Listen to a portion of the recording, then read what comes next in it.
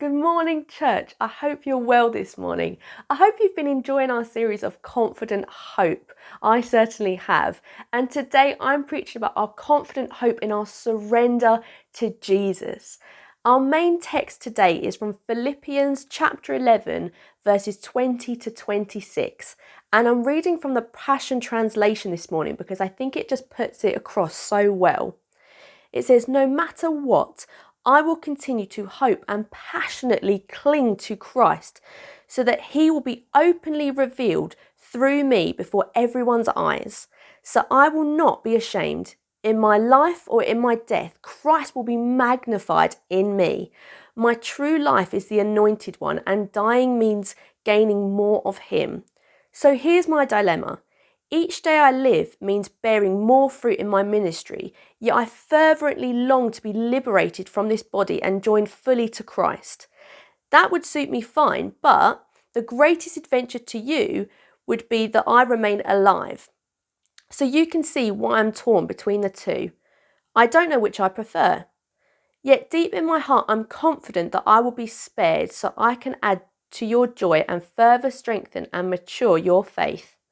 When I am free to come to you, my deliverance will give you a reason to boast even more in Jesus Christ." So just to give you a little bit of context here, Dave explained a little bit about it last week, but Paul is writing from prison. He's writing from prison knowing that he has preached the gospel, he's serving Jesus faithfully and has been in prison for it and potentially is facing death. That is a scary thing. That is Paul's situation right now. And he's writing, telling the Philippians that actually he doesn't mind. He's looking at the options he has in front of him and thinking, oh, they're both pretty good options. I'm not sure I would feel the same if I was in his position, I'll be honest. He knows that if he dies, that means he's going to go to heaven and meet God, and it's going to be amazing. And he also knows that if he lives, he gets to serve God on earth, which is also amazing. And so he's tossing up between the two, not really knowing which one is the better option. I don't think I would be as brave, and I think if we really think about it in our heart of hearts, do we think we'd feel like Paul? Do we think we'd feel so confident that we know exactly where we're going, we're so confident in our God, that life and death are the same level on the table right now? I don't know, you'll have to ask yourself that question. I know which one I am. And it makes me think about how far are we willing to go for the gospel? I feel like it's a question that is asked quite a lot in big ministry settings, sometimes in like Soul Survival, or I've been to conferences and they speak about, people that go into prisons, go into different countries where they're persecuted. And I kind of get a bit like, oh, it's a bit too much for me. I'm not sure I'm built for that sort of thing. But it's just interesting to think about how far are we willing to go to follow Jesus? I think when we're talking about surrendering to Jesus and having confident hope in that, surrender is something that as human beings we are not very good at. I will hold my hands up and say I am shocking at it. I'm not very good. But we are built in our society to take control. It's a natural thing that people, push you towards, even from the age of secondary school all the way through your adult life, probably until you die. People are constantly telling us, take control of your life, take responsibility, like you are the captain of your ship. And I think if I'm honest with myself, that scares me. That freaks me out. For I, myself alone, knowing that I have weaknesses and flaws, am the captain of my ship. I don't know about that. I kind of want a little bit of help. And I think it's interesting, society uses all these inspirational phrases that say, you are the master of your own destiny. And I want you to take a look at this image for a second. It says, you are the master of your destiny. You can influence, direct, and control your own environment. You can make your life what you want it to be. Wow. Doesn't that sound punchy? Doesn't it sound inspirational, motivating, or really, really scary? Depending on how you look at it. I see it all the time on my social media of people being like, you're the one in charge, go you. And actually, I think as Christians, we have the ultimate hope that says, no, no, no, I am not in control here.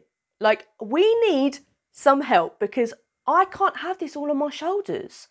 Life brings burdens, it brings struggles, and I just don't have the strength to carry that all on my shoulders. But thank goodness that we have a God who is able for that.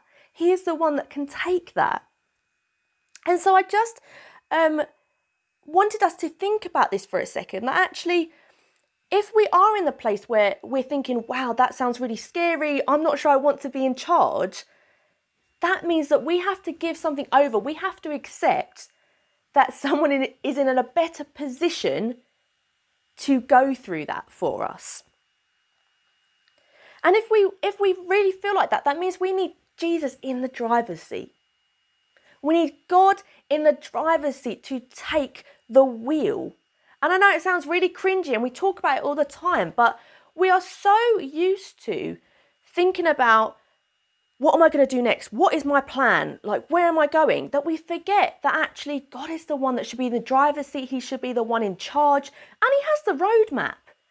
He knows where we are going. He's already seen it. He's planned it out. He knows all the big steps that you've got to accomplish, which means you don't have to. Of course, we need to take some action. Of course, we need to take responsibility over our own lives, but it's not all on us. We can surrender these worries, big stuff that maybe we can't face, and surrender it over to Jesus and accept that actually he's the only one able to take the weight of this all. When we lay things down, our earthly things, and surrender it, it opens ourselves up to bring God glory. And so the first thing I want to say is that when we trust in Jesus, he can be glorified through our surrender. Verse 20 says, no matter what, I will continue to hope and passionately cling to Christ so that he will be openly revealed through me before everybody's eyes. Did you catch that? Passionately cling to Christ. When I first read that, I got an image of a mountain climber gripping on the edge of a cliff, like holding on for dear life. And that is what we need to be like with our God. The reality is, if you were in that situation, that life or death situation, I don't think you would be hoping that your own strength would save you. You need to pull yourself up. You need to hope that that cliff is going to, catch you and hold you. You're going to use everything within you to grip on tight. And that is what I want for myself. I want for you guys, that we are that same passion of holding on to potentially that image of the rock climber, is that same desperation. We're clinging to that mountaintop. We're also clinging to Jesus. We need that. God is the only one that is going to pull us up. He's the only one that has the strength for it, that has the power for it. And when we do that, his glory is shown through us. Some people see surrender as weakness. You're thinking about in the army when you wave the little white flag that says, oh, I'm too weak, I can't do it. And actually, I'm thinking about surrender in the total opposite way, in that it is the biggest strength possible. You think for a second, if you were in a war or a battle and you didn't have any clue what on earth the enemy was going to do. You didn't know the weapons, you didn't know how big, small the army was, you were absolutely clueless. And then there's someone that comes over and says, guys, I know their strategy, I know their power level, I know how big or small their army is, I know how we're going to win this. And you go, yeah, that's nice, but let me think of a strategy, let me think of a way to get through. You'd almost look and kind of think, did you just not see the option here? Did you not listen to what this guy just had to say. He said he knew the plan. He said he knew the enemy's strategies. He has all the tools in the bag. Why are we not utilising that? And so when we're talking about surrender this morning, I am not talking about sacrificing at a place of weakness. I'm talking about acting on the biggest strength possible that says, yes, my God is the one in charge. My God has all the strategies, has all the power, and is the one that is going to win this for us. Not me. I don't know anything. And that is what we want to be. God is right there. He knows it all. He's seen it all and he's planned it all. And so surrendering is not an act of weakness. It's not where you have to hit rock bottom before you go, now God, now I need your help. No. Surrendering happens right now. Surrendering happens in the great places, in the medium places, and in the low places. It happens at any time because every single moment in our lives, we should recognise that God is the one with all the answers. And we are not. And that's okay. It's liberating actually, that there's someone out there that knows the plan. I need someone to know the plan so I don't have to worry. That's what helps me out. So I wanted to show you a quick clip from a Craig Groeschel preach. Have a look at this. You don't always have the power to control, but you do always have the power to surrender. The question is this: what are you trying to control that God wants you to surrender? What are you trying to control that our God wants you to surrender? Is it a relationship? They got to do what you want them to do. Is it your health? The health of someone that you love? Is it your finances? Your job? Your bank account? Your 401k? Is it your future? What's going to happen? Where are things going, God? What are you trying to control that's not yours to control? Wow. It's just a few short challenges there. What do you need to surrender? Is it you're clinging on to your family so tightly? Is it your finances? Is it your job? I know for me, I'm currently having to look for a new job. In July, I lose my job. And I know I am the one with the plan. I want to be the one in charge of my life. And I want to do all the job searches, know where I'm going. But I need to surrender that and go, God, you're the one in charge. Lead me to where you want me to be. And in that will come God's glory, because then I know I will be in the right place at the right time where God has called me to be. But it's easier said than done. I understand that. This is tough stuff, but it is so, so worth it. I want to tell you about a story, a personal story in my life. Some of you may know, some of you may not know, that a few years ago, me and actually Chris as well, took part in something called Escape and Pray. And it was a missionary trip for a weekend. I did it 2 years in a row. So with different sets of people. So you have a team of 4 of you, 4 or 5 of you. And it's a bit like X Factor. You get to go on a plane, you don't know where you're going. So you turn up to the airport with your team, bags packed, not knowing where you're going. You open your envelope and then you find out a country. And then you are sent to that country straight away from the airport. And you are there for a weekend to minister, to do missionary work. And you are sent with £25 each to last the whole weekend. And somehow that money has to provide for food, accommodation, travel from the airport, because as we know, lots of airports are not in the main cities, so you have to go from one place to another, and anything else that comes across. And so if you put the pieces of puzzles together, you probably recognise that it's kind of impossible.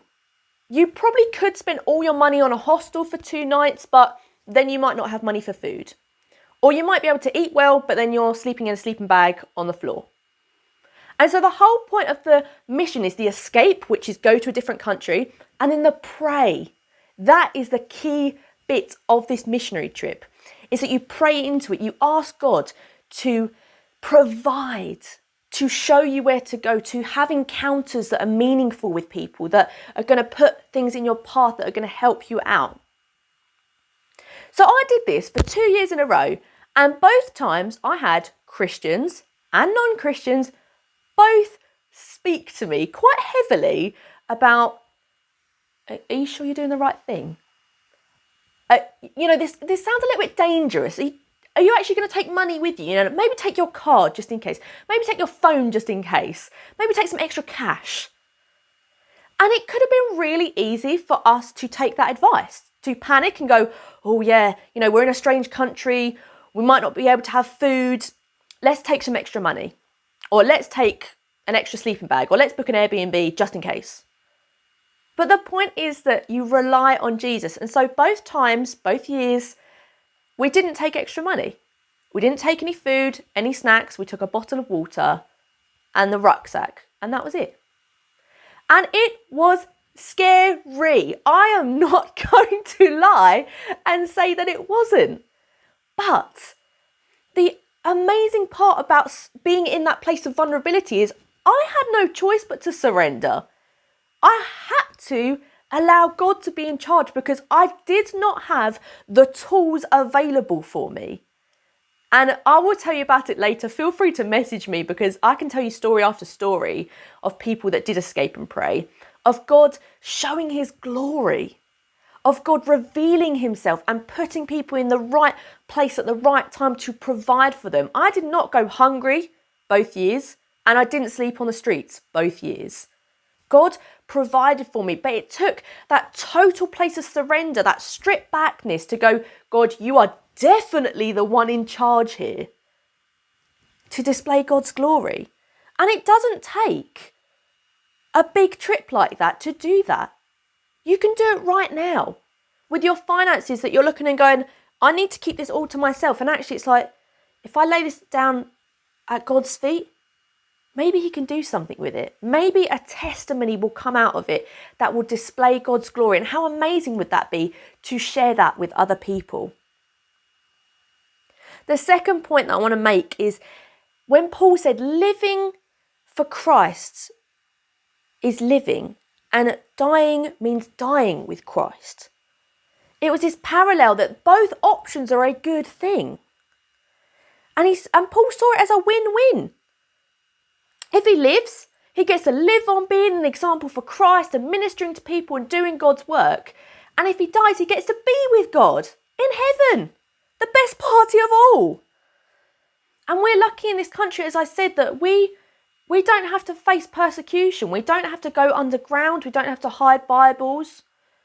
We might get bullied or maybe even beaten up, but we are definitely not in Paul's position right now, which is if you proclaim the gospel, you're going to be put in prison, potentially put to death. We're very lucky, but not every country is like that. And so we need to step up and recognise how precious this opportunity is, how precious that we are not in that position and how we shouldn't take it for granted. The reality is we sing songs like Death, Where Is Your Sting? The grave has no hold on me. Are they just nice words that we sing on a Sunday morning? Or are they real life? Because they were real life for Paul. He knew death had no hold on him. He knew that if he died, he was going in the best place possible. And so when we sing that, do we know that? Do we know that's how we feel? Paul wasn't afraid of dying. And there's another story in the Bible about 3 men who weren't afraid of dying either. And it's in Daniel chapter 3, verses 24 to 27 that I'm going to read out. But a bit of context. There was 3 guys, Shadrach, Meshach and Abednego, who had a king who was very full of himself and so made a whole idol around him. And everyone was expected in the land to worship him. And when it was their time, the king ordered them to do so. And they said no. Their God had told them that we do not bow to idols. God is the only one that we worship, and so I'm not going to bow. And that resulted in a death sentence. The king had sentenced them to go into a furnace of fire and to die. And in Daniel chapter 3, it says this: Then King Nebuchadnezzar leaped up to his feet in amazement and asked his advisors, "Weren't there 3 men that we tied up and threw into the fire?" They replied, "Certainly, your majesty." He said, "Look, I see 4 men walking around in the fire, unbound and unharmed, and the 4th looks like the son of the gods." Nebuchadnezzar then approached the opening of the blazing furnace and shouted, "Shadrach, Meshach, Abednego, servants of the Most High God, come out, come here." So Shadrach, Meshach, and Abednego came out of the fire, and the satraps, prefects, and the governors and the royal advisors crowded around them. They saw that the fire had not harmed their bodies, nor was any hair on their heads singed. Their robes were not scorched, and there was no smell of fire on them. Do we want to just take in this story a sec? That 3 men were sentenced to death. They'd done what God had told them to do, and God met them in the fire and did one step further, absolutely saved them from it, that not a smell, not even one hair on their head was damaged. That is how powerful our God is. That is what happens when we live for Christ. That is exciting. I want to hear stories of that God's power is moving in our nation like that. When we make the decision to follow Christ, in our baptism we say we want our old self to die and come out a new creation. And we say, "God, I want you to be in my life. I want you to take charge of my life. I want you to be in the centre." But how often, it might have even taken a day after your baptism, do we let that fall? Do we go, "God, I want to be in charge. You know what, I've got this from here." And actually, we made that decision, and so we need to stick to it. We need to recognise that we laid our lives down, and that is important to carry on. If we want to be as confident as Paul is in the living and the dying, then we need to recognise that God is the one that has to be in control. He has to be. Our lives should be a living sacrifice to God. That's what it says in the Bible. Scripture tells us so. Galatians 2 verses 20 in the English Standard Version says, "I have been crucified with Christ. It is no longer I who live, but Christ who lives in me. And the life I now live in the flesh, I live by faith in the Son of God who loved me and gave everything for me." We have been crucified with Christ. Do not let that old life creep back in. You made a commitment to say, "God, I need you in the driver's seat." And so when we're living for Christ, that's what living looks like. Living for Christ looks like putting Jesus in the driver's seat, where he belongs, where we need him to be. That's what it looks like. And the third point I wanted to make is that God has so much more for us to do on earth. The reason that we don't, become a Christian and instantly die is because God has a plan for us. God is excited to use us on earth to display his glory. Verse 25 says, "Yet deep in my heart, I'm confident that I will be spared so that I can add to your joy and further strengthen and mature your faith." Here's some similar verses that you might have heard, maybe even people have prayed over you. So Romans 8 verses 28 says, "And we know that in all things God works for the good of those who love him, who have been called according to his purpose." Proverbs 3 verses 5 to 6 says, "Trust in the Lord with all your heart and lean not on your own understanding. In all your ways submit to him and he will make your paths straight." And lastly, Jeremiah 29:11 says, "For I know the plans I have for you, declares the Lord, plans to prosper you and not to harm you, plans to give you a hope and a future." all of these verses are saying God has a plan. God is the one with the roadmap. He knows exactly where we're going. It's crazy sometimes, and I do it myself. I'm preaching from a place of I need to learn too, which is we're driving along. God is in the driver's seat. We're feeling comfortable as a passenger. And then we don't know where we're going. And it's a bit dark, and I'm not really sure what's going on. God, are you sure? Have you got the plan? You haven't told me the plan. I don't know what's happening. And then we just scooch him out the door. And then we're in the driver's seat. And then funnily enough, we don't know where we're going because no one gave us the roadmap. No one gave us the directions of where to go. And it's dark. We don't know where we're going. So let's just make room for God to come back in that driver's seat because he knows.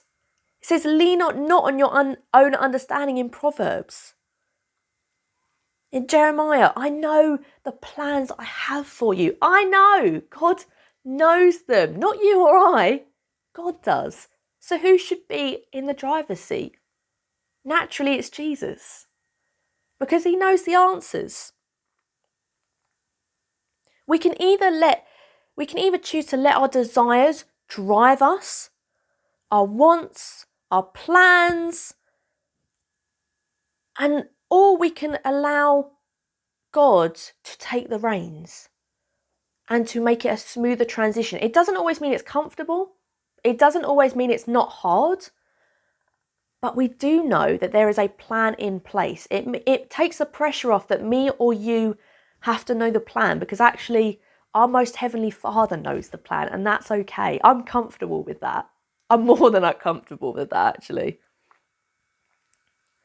I often say to my Christian friends, I just don't know how people get through life without God, because I need every help I can get. I was told in secondary school, believing in God is just a crutch, or, it's just a helping hand.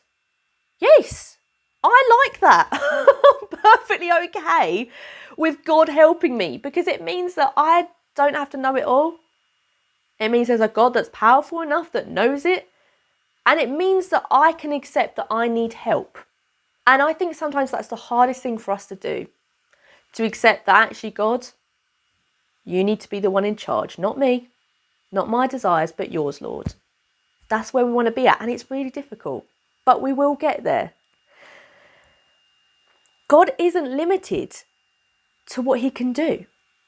So no matter what situation you're going through, whether you think God can handle it or not, whether it's small or big, whatever, God isn't limited. Just because we put God in a box does not mean God stays in that.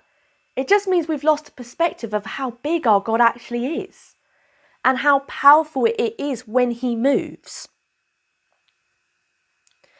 I saw a guy on social media, so I follow a guy who uses spoken words. I saw him at Big Church Day Out a couple of years ago. Phenomenal guy called Joshua Luke Smith.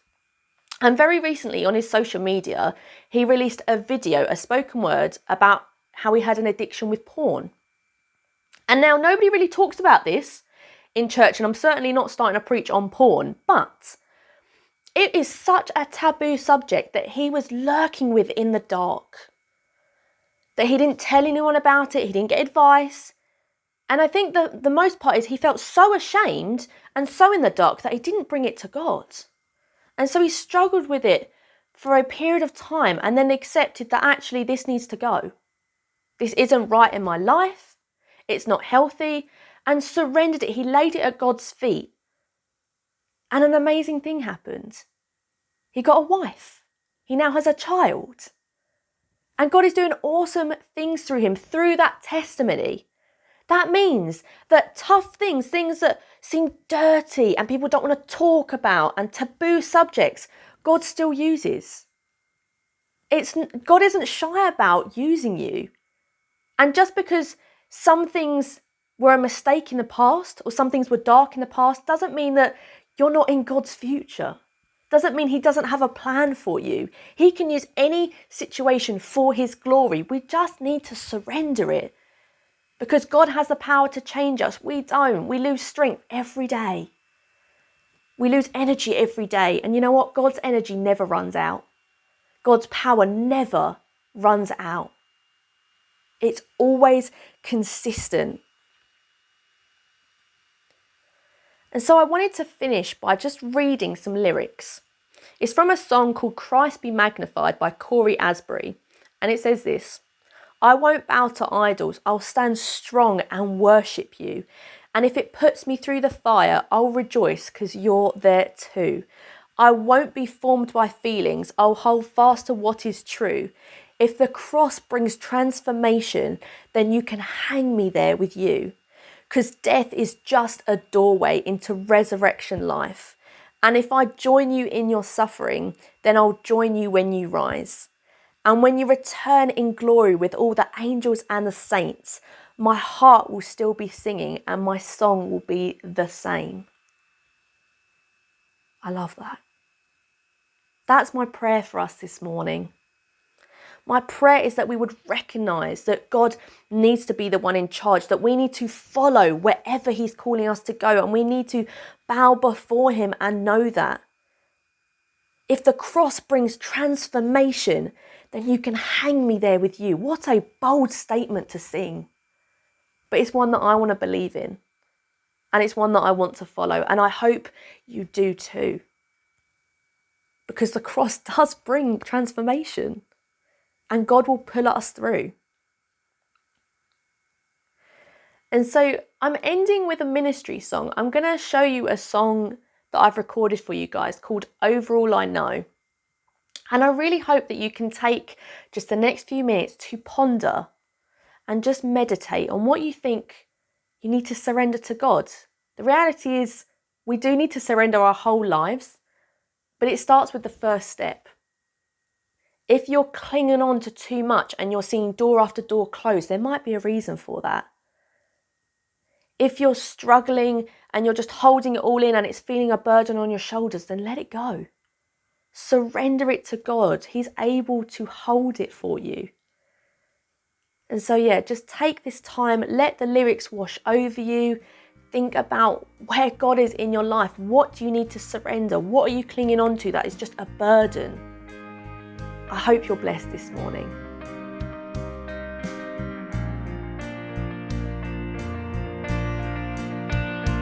Little mountains, they must fall and they fall.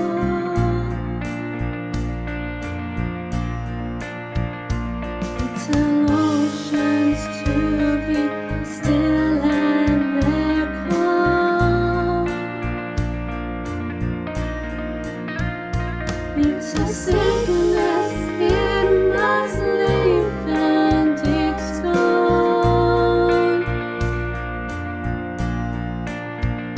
In my weakness, God, I know you are strong.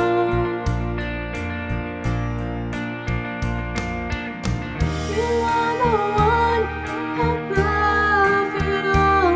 I stand in awe. You're the God over all. I know no higher name, no greater throne. You stand alone. You're the God over all. I know.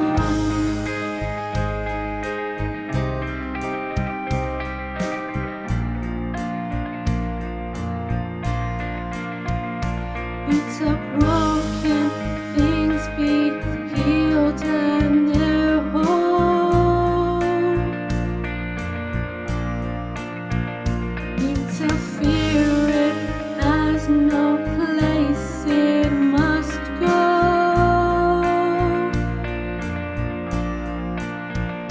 You tell death it has no chance, it won't win.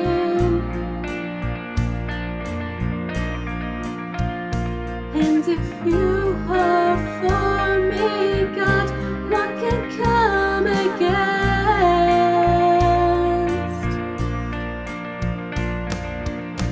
You are the one above it all. I stand in awe. You're the God over all. I know no higher name, no greater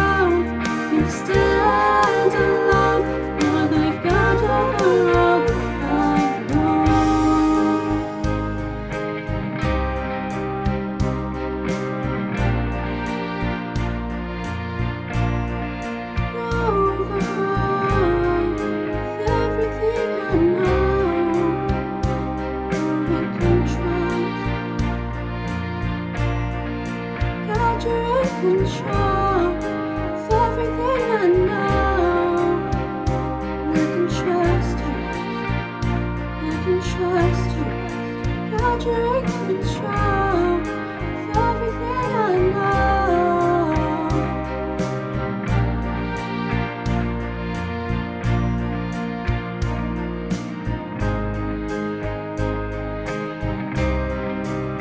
You're trustworthy.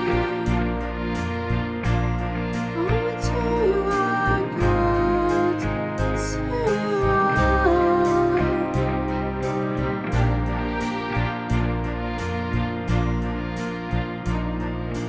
I believe it.